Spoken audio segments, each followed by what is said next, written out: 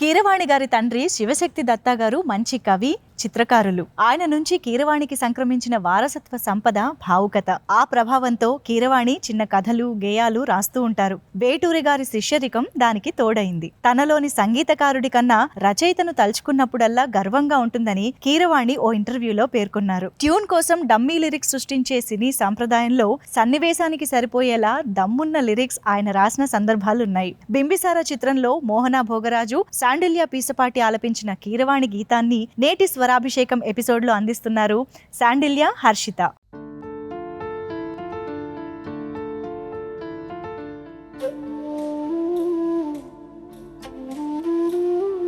గుండె దాటి గొంతు దాటి పలికిందేదో వైనో,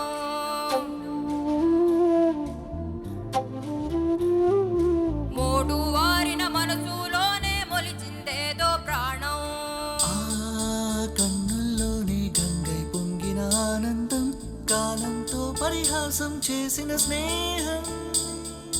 పొద్దులు దాటి, హద్దులు దాటి, జగములు దాటి, యుగములు దాటి దాటి దాటి చెయ్యందించమంది ఒక పాశం, దృఢ పాశం, విధి విలాసం. చెయ్యందించమంది ఒక పాశం, దృఢ పాశం, విధి విలాసం.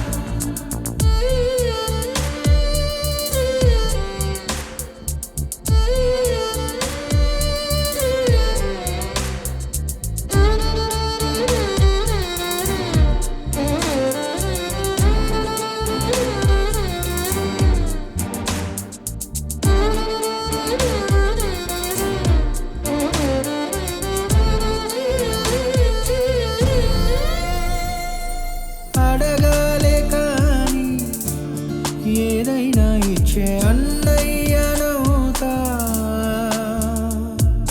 పిలవాలే కాని పలికేటి తోడు నీడైపోతా.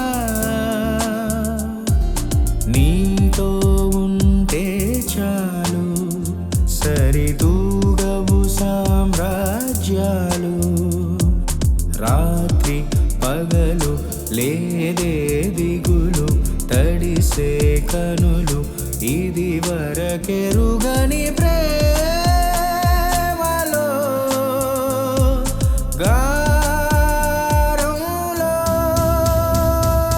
చెయ్యందించమంది ఒక పాశం, దృఢ పాశం, విధి విలాసం. ప్రాణాలిస్తారంది ఒక బంధం, దృఢ బంధం.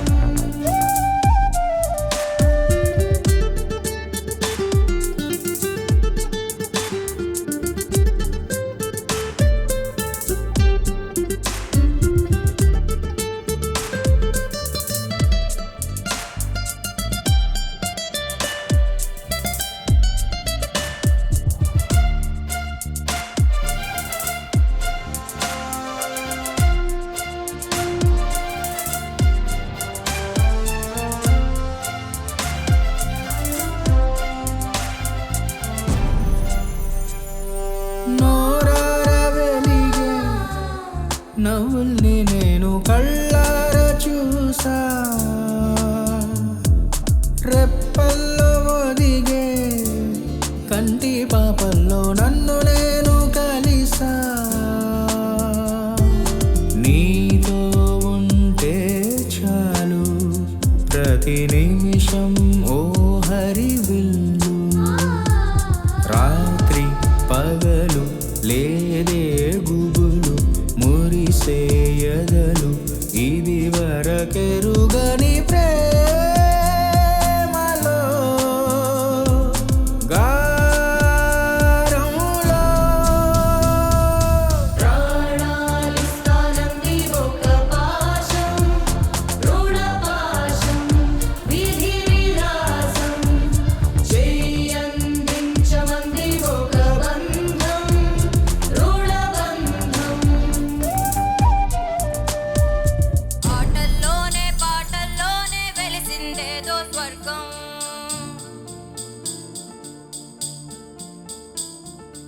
రాజే నేడు బంటైపోయిన రాజ్యం నీకే సొంతం.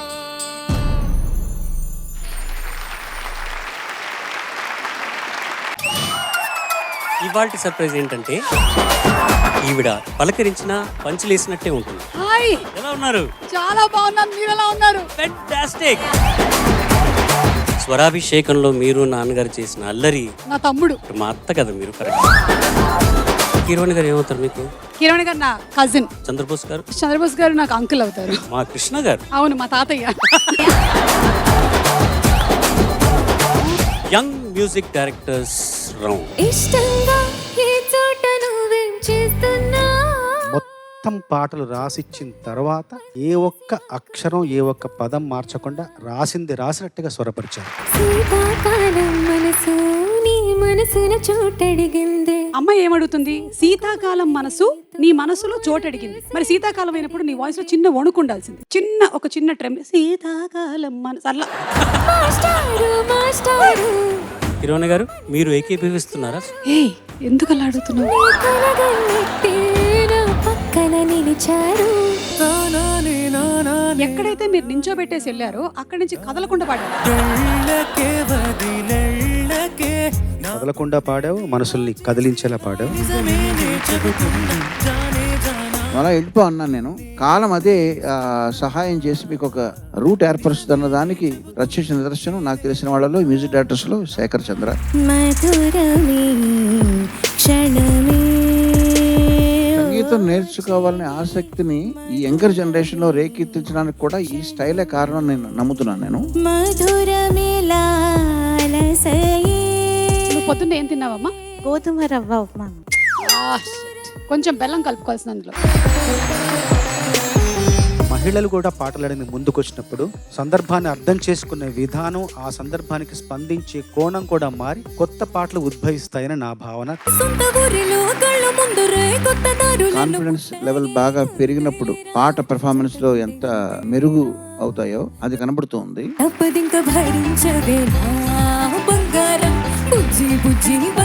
గుణ 369 అన్న టైటిల్ ఎందుకు పెట్టారో తెలుసా? వాళ్ళు ఫస్ట్ అనుకున్నటువంటి బడ్జెట్ ఈ సినిమాకి 3,69,00,000.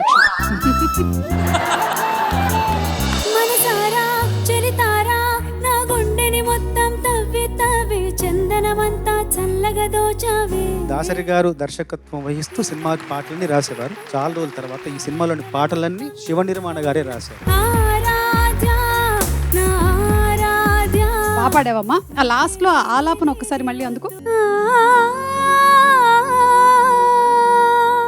10 ఆ రోజు ప్రీ రిలీజ్ ఈవెంట్ అయ్యి నేను ఇంటికి వెళ్ళేసరికి టైం 10.